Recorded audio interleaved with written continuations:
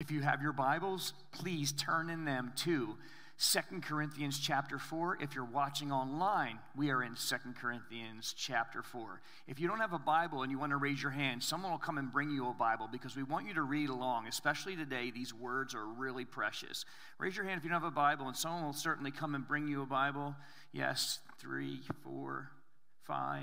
Thank you so much, ushers and greeters, for supplying them. You're welcome to keep those Bibles. They're a gift from us to you. If you don't own a Bible, we want you to come back each week and study verse by verse with us as we go through the scriptures. And today is 2 Corinthians chapter 4.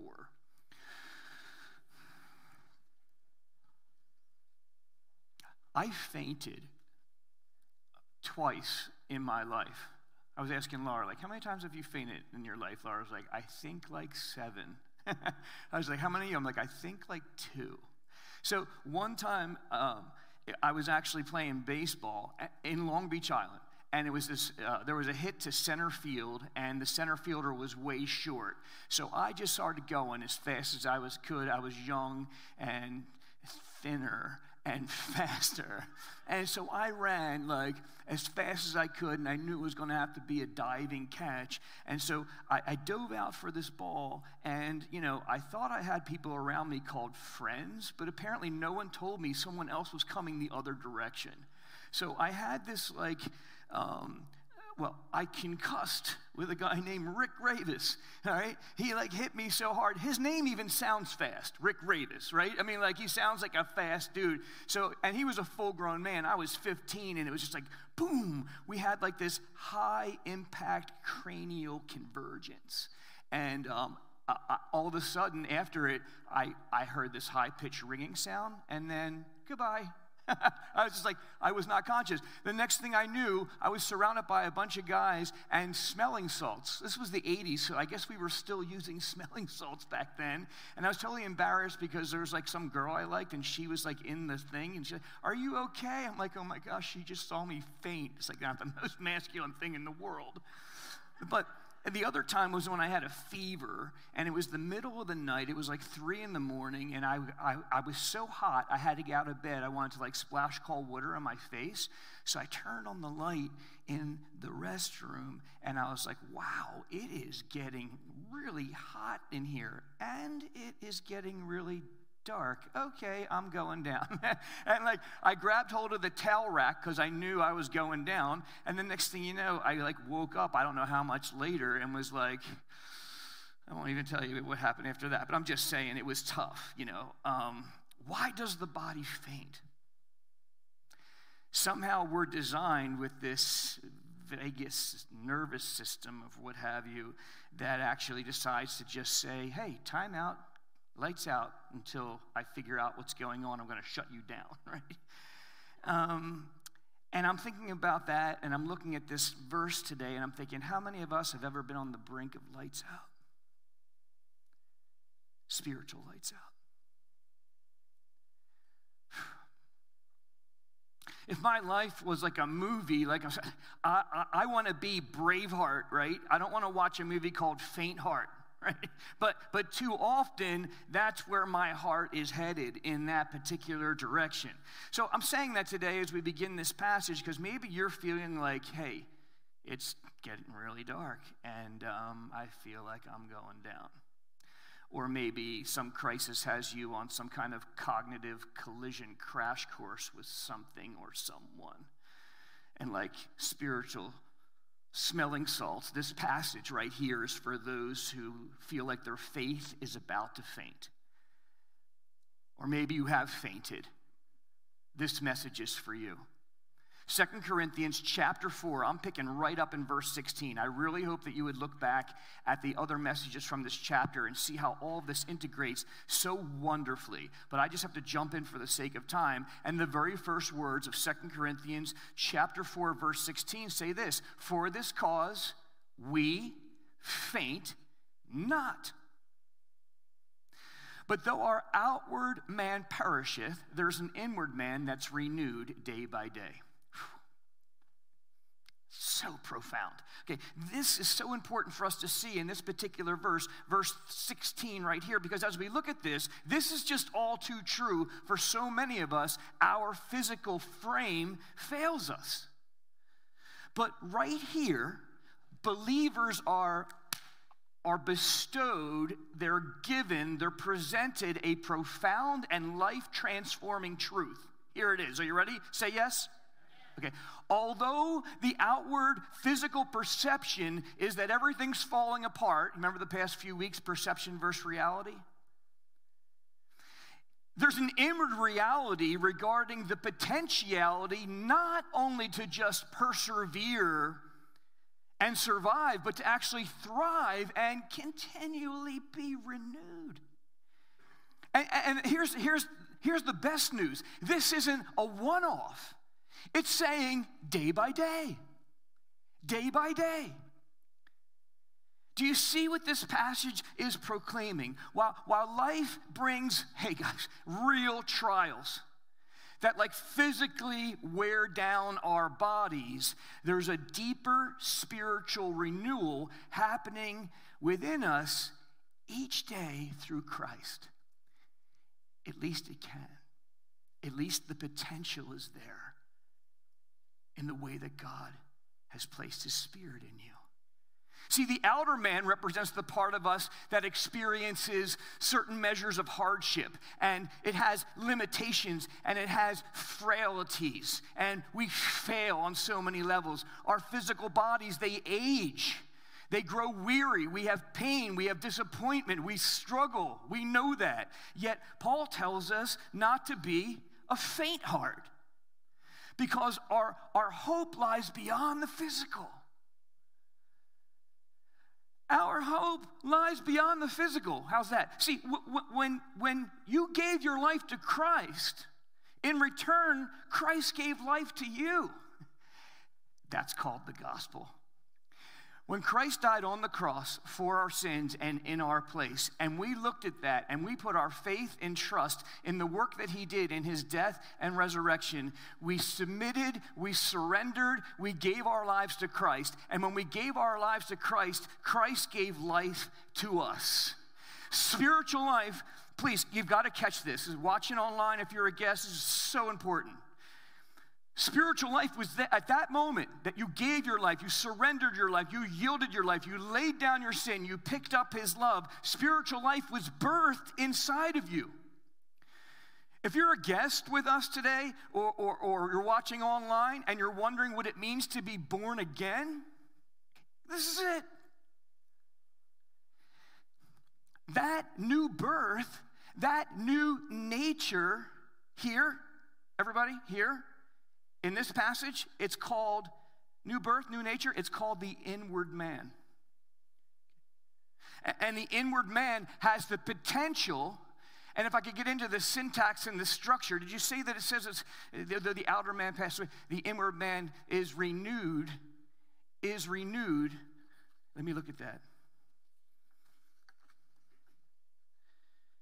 Day by day. There's just no time to get into it. The fact is that what it really says is that the new man it has the potential to be being continually renewed by God's Spirit. Okay, it's present continual. It continually happens. Each day, this is what you've got to each day, God is at work within us, transforming us to reflect his character, building our faith, deepening our dependence on Christ. And while on the outward, circumstances may be challenging. Anybody here experiencing some challenging circumstances? The Spirit strengthens us with peace. The Spirit strengthens us with joy, with hope, with Christ-centered confidence, with blessed assurance. Oh, what a foretaste of glory divine. So what's happening here? So if I'm not making it clear, the believer is being invited to live a life experiencing a restorative, regenerative reality. Continual renewal. knowing that even as the world tries to diminish your strength, try to deconstruct my perseverance and my endurance, right? And my strength, diminish my strength, I know this: I can do all things through Christ who gives me strength. And when I am weak, he becomes my strength. And Psalm 27 says, the Lord is my strength. He's my rock. He's my fortress. He's my deliverer. Of whom shall I be afraid? Isaiah chapter 40. Jesse just went over this a few weeks ago. When you wait upon the Lord, he shall renew your what? Say it loud. Your strength, so that you can mount up with wings like eagles, so that you can run and not grow weary. You can walk and not be what? Faint. Well, how's that? God is making me stronger inwardly. This is all happening regardless of what's happening on the outside. This is what's happening in the inner man.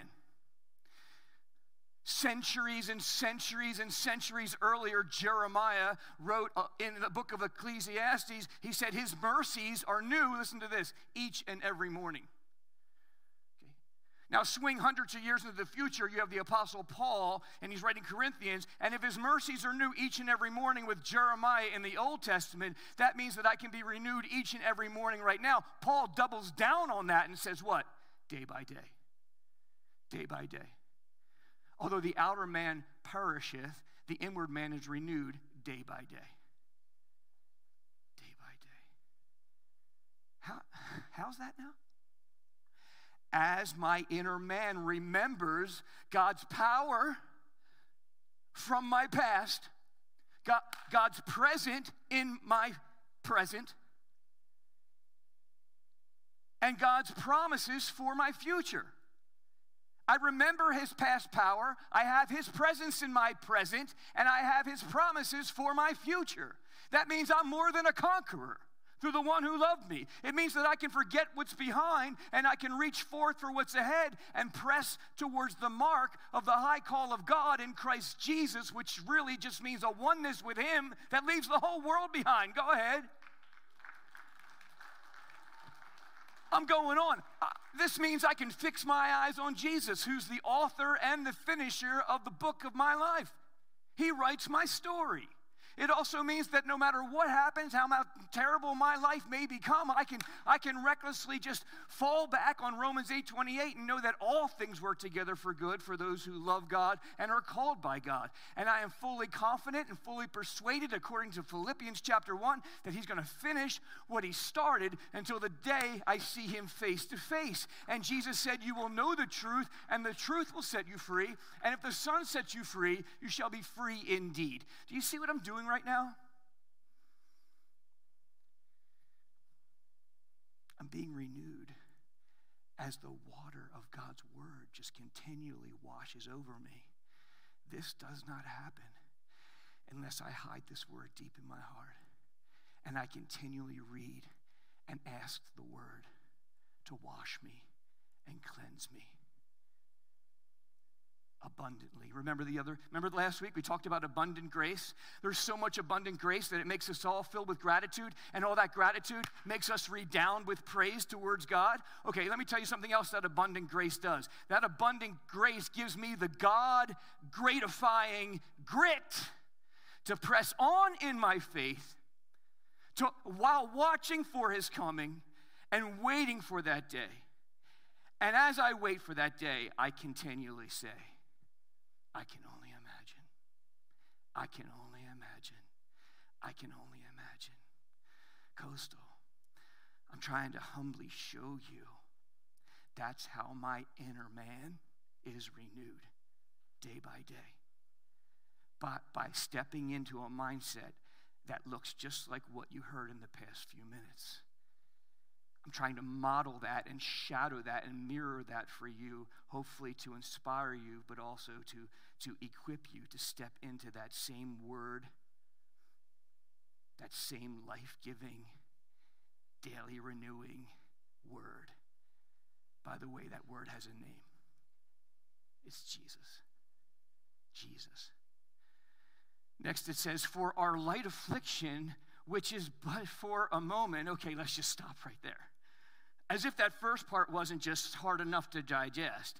He says right here, our light affliction, which is just for a moment. And then he says this, and guys, hang on tight, because this is probably the most powerful words in this particular passage from my perspective. He says, it worketh for us. What? You're saying that my afflictions, they're working for me? Yeah. Here's what works. Okay, as I say, like, hang on to your hockey sticks, because this is going to be very profound. I don't want anyone falling off your chairs. Are you guys buckled up? Yeah. Okay.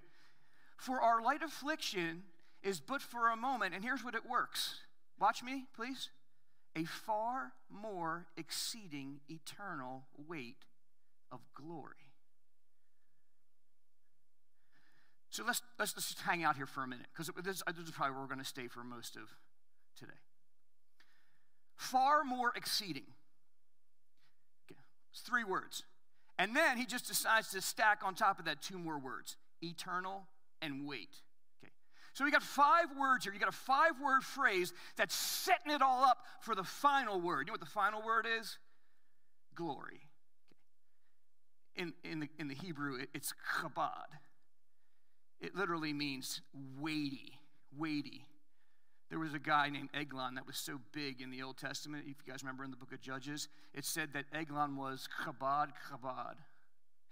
Because the Hebrew didn't know how to explain just how big this guy was. So they called him chabad. It just means weighty. In the Greek, it's the word doxa. That's what this word glory means, right? All right, so what do we have? Now we have 6 powerful, profound, descriptive concepts being communicated here.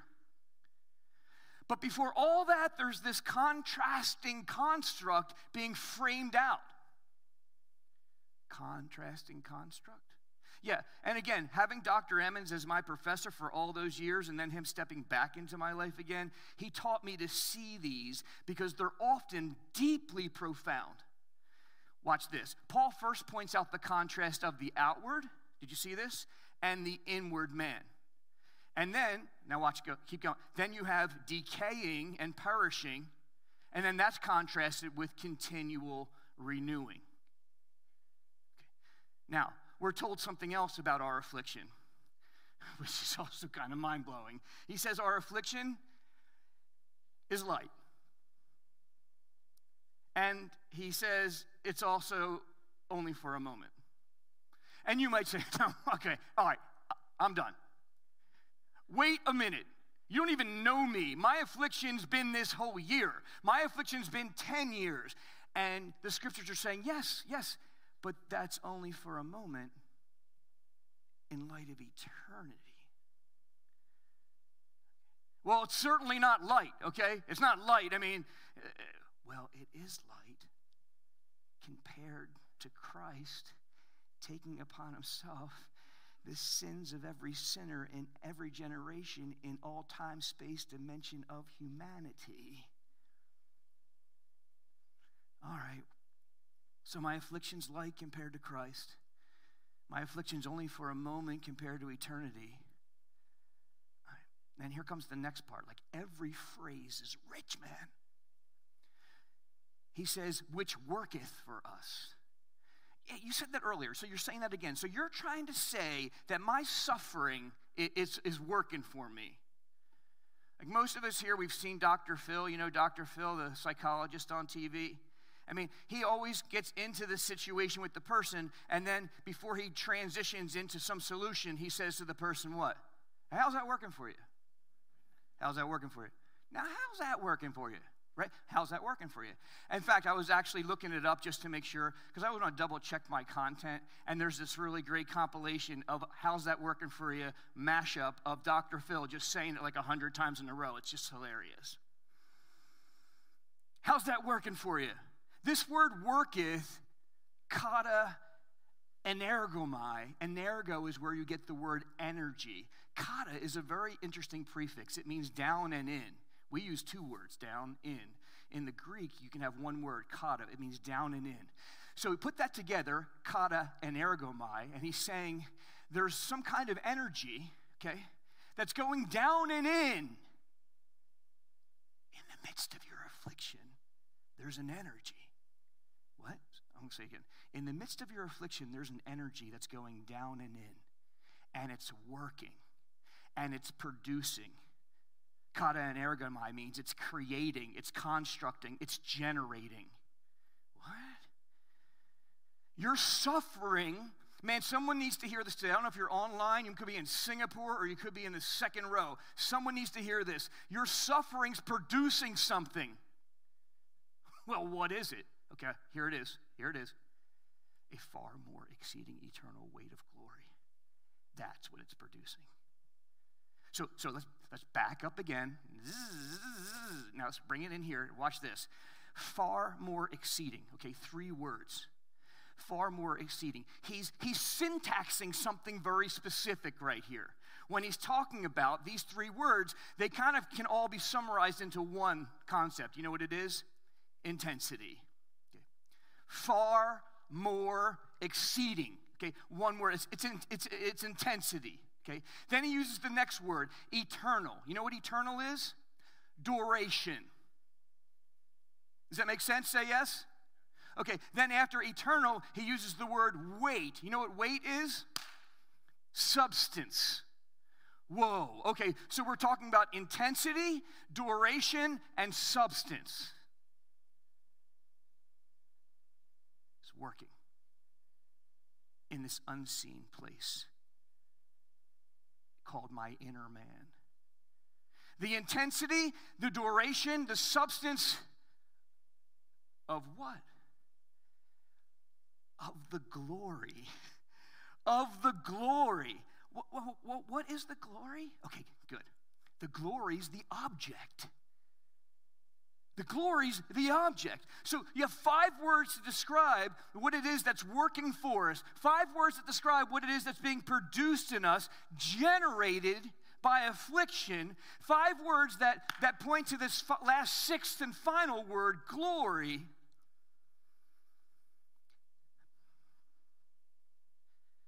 This is what gives us the strength.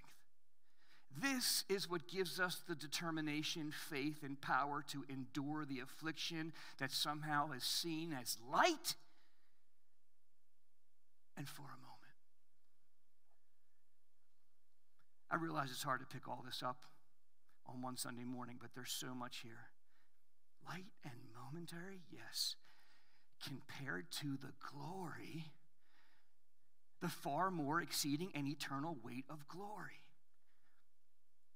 You have to think too. Let's go look at the context here. Think too about what Paul's been through. Think about the man who's actually penned this onto the parchment. This is no limp-wristed spiritual wimp. Faint Heart is not his movie. This guy's been through some serious stuff. When you read, again, 2 Corinthians 11, you'll see how he talks about being shipwrecked. He talks about being imprisoned, beaten with rods, beaten with whips. He spent a night floating, he says, in the deep. Now, I don't know about you, but if I ever spent a night floating in the deep, okay, that would be in all my New Testament letters. I would write that to everybody. You do, it's Matt, yeah, I'm the guy who floated in the deep of the ocean in the middle of the night for Jesus. Like, I would let everybody know that, right? He says he was in peril amongst strangers. He was in peril amongst his own countrymen. We're talking about a guy who suffered some serious physical, relational, political, cultural, socio-emotional pain. And then at the end of all that, when you read 2 Corinthians 11, at the end of all that, he says, and on top of all that, there's the care of the churches. In other words, at the end of all that pain coming from the outside, he's burdened on the inside with the care that he has for the churches that he founded and that he pastored. And so he's saying in so many words, hey, do you even know what it's like to go through all the pain? To go through the heartache, the brutality in my own body, the betrayal of trusted believers that I thought were friends, the malevolence of men, personal anguish. Do you know what it's like? Compared to Christ, it's as light as a feather. And it's only for a moment compared to forever. So, therefore, friends, it's worth it because it's actually working for you. It's actually working for you. At least it has the potential to, if you let it. The affliction, the persecution, the opposition, if you let it, it can produce something in you. It produces something for you that has a far more exceeding eternal weight to it than anything you could ever imagine. He could have just said that my suffering produces glory, but that's not what he did.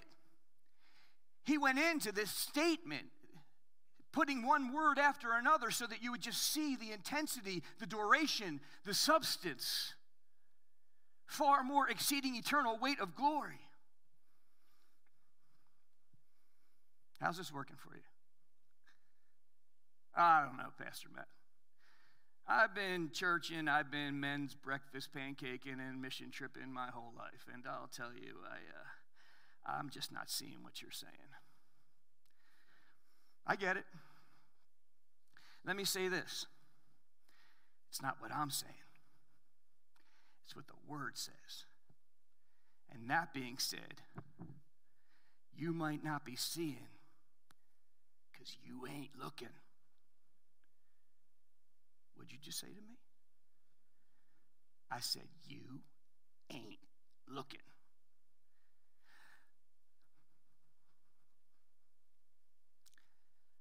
The profound power of this passage right here only becomes practical. It only becomes actionable when you're looking in the right direction and with the right perspective. What makes you say that? Well, look at the next verse. First three words, while we look. He's leading you along. He's leading you along in the concept. He says, while we look. While we look not at the things that are seen, but at the things that are not seen. For the things that are seen are temporal, but the things which are not seen are eternal. So that's why I might not be getting it. So in other words, we can't really get a firm grip, grasp, handle on this unless we really have the faith to be able to see the unseen. And come on, isn't that what faith is? Hebrews chapter 11, the very first verse says, now faith is the substance of things hoped for and the evidence of things unseen. Faith is the substance of things hoped for, the evidence of things unseen. I'm saying, if you're getting anything today, like, get that. That's how you get there. That's how you get here. And again, I get it. Maybe some of you are like me. I mean, as far as where I am now in my life, like, God had to get me here the hard way. And since we're all made of the same stuff, I'll tell you what I normally do, and you just tell me if this is true for you. Okay. Like normally, typically, what I do, light and momentary affliction, far more exceeding eternal weight of glory, while we look. I'll look and see the affliction as too heavy and too long. And I'll look at the brightness of this glory as just too dim and too distant. Like, that's my life. Like for years. When I don't, and I'm making this personal application, and I hope you're going to make it to your own life as well. When I don't have an overpowering, overwhelming, deep-seated, deep-rooted, profound perception of the grandeur of God's glory, I will inevitably see the affliction of my moment gut-wrenching, outweighing the glory.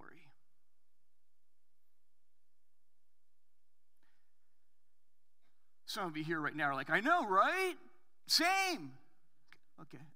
So why does that happen? Why doesn't the other thing, like, you're getting all excited and stuff, like, why doesn't that happen? Because somewhere in the midst of the afflicting moment, we lose sight of the doxa of theos. Somewhere, life, situation, circumstance, other people, Satan himself, somewhere in the midst of the afflicting moment causes us to lose sight. Skopio is the word in the Greek. Lose sight of the doxa of theos. I lose sight of the glory of God. I just can't go off on a tangent here, but just think about Job for a minute. He lost everything and was questioning God. I don't get it. Why did this have to happen to me? Why did it happen to me now? Why did it have to happen this way? I mean, that's why we connect with Job so much, because of all the trials in his life. What happens? God shows up, starts asking him questions. He gets one glimpse of how great God is, and he says, I put my hand over my mouth. And I sit in sackcloth and ashes. In other words, I'm just dust compared to your what? Glory, compared to your greatness. And we could do that. I mean, what do you think happened when Paul got knocked off his horse and decides to put himself in life-threatening situations like every other day? Because he saw the glory of God to some degree. He also talks about getting caught up into the third heaven and seeing things that were so beyond mention he couldn't even express them. They were so ineffable, so indescribable. He said that God had to humble him by putting a thorn into his side. He actually named his thorn. He called it a messenger from Satan. To keep him humble. He said that had to happen, lest I would exalt myself above measure, because you know why? I got a glimpse of the glory of God. I just want to be like Paul. Don't you love Paul? Man, Paul, I so admire Paul. I want to be like Paul. Do you really want to be like Paul? Oh, because we all want to see the glory. Then there's this other part that has to do with affliction. And according to verse after verse that I read, it goes hand in hand. We lose sight of the glory of God. Yeah, okay, so I wasn't here last week. Glory of God, what do you mean by that? Okay, far more exceeding eternal weight of glory. Of the what? A glory. The glory is the public proclamation of his greatness. I mentioned it last week. I just want to say it again. When we talk about the glory, let me define the term. We're talking about the glory of God. I'm talking about seeing the public proclamation of his greatness. You can see it in a newborn baby. You can see it on Mount Everest. You can see it in outer space. You can see it in a microscope. God is proclaiming his greatness. It says in Psalm 19, the heavens declare the glory of God, and the expanse of the sky shows forth his handiwork. Day unto day they utter speech. Night unto night they show forth knowledge. There is no place where their voice is not heard, because it's gone out into all the earth. What's he saying? He's saying wherever the rays of the sun come and touch down upon the earth, there's a response that needs to be given from creation. That God is glorious. God is glorious. How are you responding to the greatness of God? Are you getting a glimpse of the glory of God? I got to wrap this up, so I'm just going to, here's a question. Maybe you could write this down and put it on the screen. You can just take a shot of it. To what degree do you have the passion? To what degree do you have the passion to see the vision, the value, the need to be greatifying God? I love it this week how many of you texted me and were like, what was that word you used last week? Gratify, okay? It's just my own little made-up adverb, gratify. We got to gratify God. And here's the cool thing. You can't make God any greater than he already is. He's already great. He is the greatest. What you can do, though, is make him greater in the eyes of the world around you by publicly declaring his greatness. How do I do that? Well, through sharing the gospel is great. Through loving one another is great. And here's another one according to this chapter. By the way you handle adversity. By the way you handle suffering. By the way you handle hate and opposition and temptation. So God's saying, the problem, Matt, is that you need to actually look up. Cast your eyes towards the things that are eternal. Colossians chapter 3. Because if you look at the things that are seen, Matt, it's going to mess you up. You've got to look at the things that are unseen, because the things that are unseen, they're eternal. So the question I'm going to leave you with as we finish this up today is this. Is the temporal, for you, is the temporal more real than the eternal? And if it is, what are you going to do with this passage? What are you going to do with God's word? I mean, the same thing would be true with the physical and the spiritual. Which one's more important to you? Which one's the greater reality to you? The same thing would be true with the seen and the unseen. Again, Dr. Emmons thinking about like what amazing contrasts you see when you just do a deep dive just into these verses right here. Temporal and eternal. Physical, spiritual. Seen, unseen. We've got a choice to make as to which one we're going to say as believers is the greater reality. Because until you and I reverse the polarity of these perspectives, I'll speak for myself, I'm really not going to be able to taste the full flavor of my forgiveness, of all the grace that God has poured upon my life, the use of my gifts for His glory. How high, how deep, how far I can go spiritually for His glory. Not unless I reverse the polarity with my priority, with seen and unseen, temporal and eternal, physical and material. But when I do, that's when I begin to love my enemies. And that's when I begin to find joy in the journey. And you have peace in the midst of your pain. And you find some sort of comfort in the midst of your cancer. This is where spiritual reality, everybody, this is where it hinges right here. Not on how cool's the worship song. Not on how beautiful this room is, as beautiful as it is. This is all just a vehicle. This is all just the physical. This is where spiritual life hinges. This is where everything starts to transform, is when we take this verse right here, this passage, and we make it a reality, and we step into this world right here. Can you see it today? You don't have to answer, but can you see it? Can you sense it? Do you know it? Are some of you here already experiencing it? Going through it in this way, so in the end, what starts to happen to you, you start to realize, no matter what happens in my life, I don't have to faint.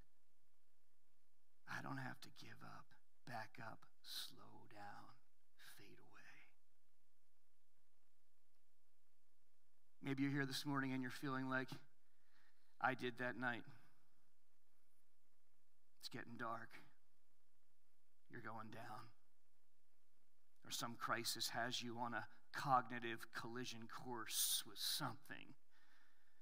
Like spiritual smelling salts, this passage is for those who feel like their faith is about to faint.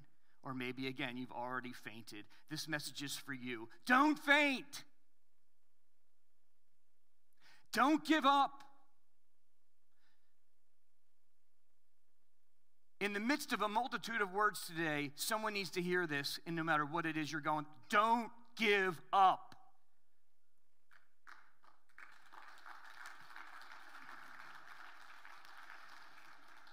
Our hope lies way beyond the physical. Because when you gave your life to Christ, in return, Christ gave life to you, life abundant, life beyond you could ever imagine. And the inward man now has the potential to continually be renewed day by day, day by day, day by day. And right now, in this moment, every believer in the hearing of this message is invited to come and experience this daily regenerative reality, regenerative renewal with remembrance of God, His power in my past, His presence in my present, and His promises for my future. Our affliction is seen just as a moment in light of eternity. Spiritual reality becomes practical when you're looking in the right direction and with the right perspective. When you refuse to faint, when you refuse to let the temporal hijack the eternal, when you refuse to lose sight of the glory of God regardless of the afflicting moment that you're in right now. So no matter how much it hurts, no matter how long it takes, the glory is not too dim. And the vision is not too distant. The faith God gives you has fully persuaded you of the substance of things hoped for and the evidence of things unseen. You have the spiritual sense and you've got the grace to grasp God's reality, and you begin to see the unseen. And you trust God's promises for the future. And trusting God's promises for the future, that's how you live in the present. And now, may you pursue the passion and see and know and experience and understand and reach out and grab hold and embrace the greatest goal, which is to be greatifying God. And now, let's go and change the world.